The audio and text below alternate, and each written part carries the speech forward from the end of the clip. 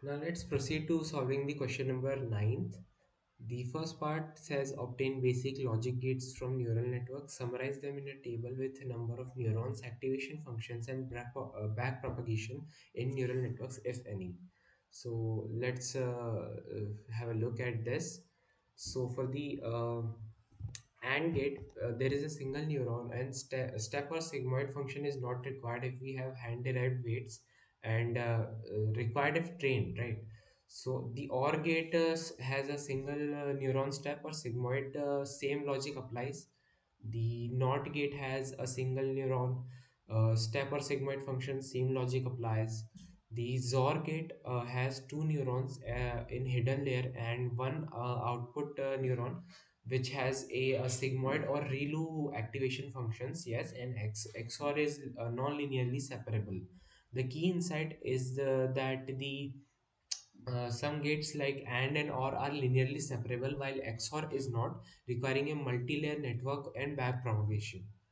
Let's proceed to the next part of this question, that is compare CNNs, RNNs and GANs and transfer learning in terms of architecture and applications. So let's have a look. Convolutional neural networks are designed for spatial data, and they use convolutional layers to detect the patterns such as edges, textures, pooling layers to reduce the spatial dimensions, and dense layer for classification. Applications can include image recognition, medical imaging, self-driving cars, and more.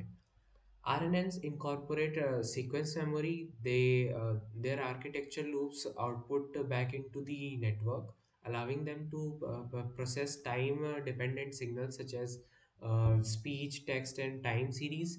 Variants like LSTMs and GRU solve the vanishing gradient problem, whereas the GANs, that is the generative adversarial neural networks, are basically introduce a game between two networks. The generator produces synthetic data while the discriminator attempts to distinguish the synthetic from the real one. Uh, Through adversarial training, GAN learns to generate highly realistic images, audios, and videos. Transfer learning, on the other hand, leverages the pre-trained networks.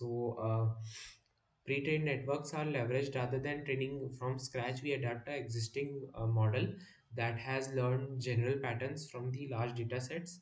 This approach is particularly effective when labeled data is limited. So that would be it. These are the solutions for the EndSem, and thank you for watching.